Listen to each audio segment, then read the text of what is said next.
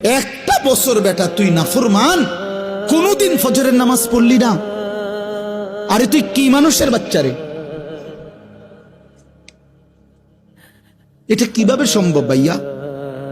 ওই কোন মার ঘরে জন্ম নিল? আহা, তার মা কোথায়, তার বাবা কোথায়? কিভাবে সম্ভব? ওই মা কেমনে মেনে নিল? ওই বাবা কেমনে মেনে নিল? 16 বছর 18 বছর আপন ঘরে, মা বাবার ঘরে ঘুমায় সন্তান, কোনদিন ফজরের নামাজ পড়ে না।